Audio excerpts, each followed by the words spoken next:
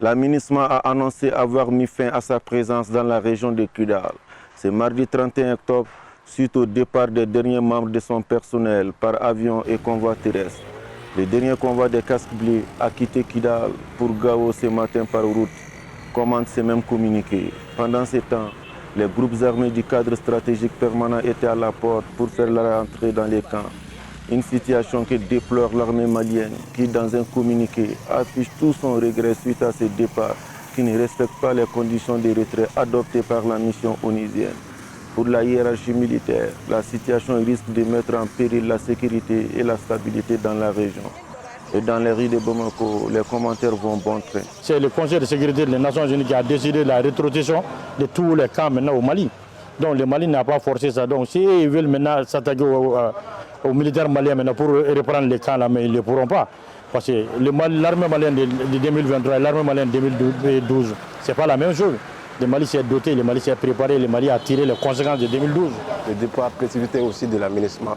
Donc il n'a pas joué franc jeu avec les armées maliennes, qui devraient plutôt céder le camp aux forces armées maliennes. Mais la MINUSMA tantôt ne l'a pas fait. Donc elle a précipité son départ pour laisser le camp libre aux mains des djihadistes. C'est pourquoi les rebelles djihadistes ont pris possession du camp.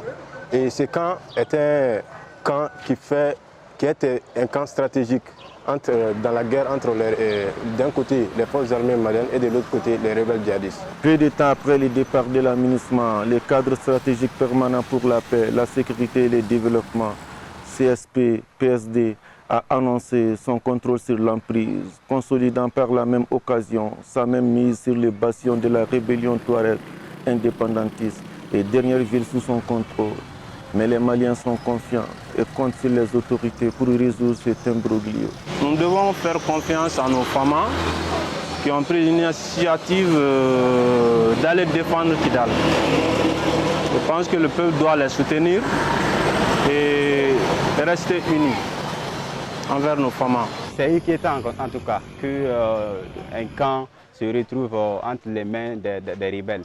Mais sûrement l'armée va pouvoir récupérer les camps. Mais ça, comme je l'ai si bien dit, ça ne va pas se passer dans le calme. Porté par ces victoires cumulées depuis un certain temps sur les différents groupes armés dans le nord, l'armée malienne sait mieux que quiconque que son vrai salut viendra du contrôle total de la ville de Kidal aux yeux de l'opinion nationale.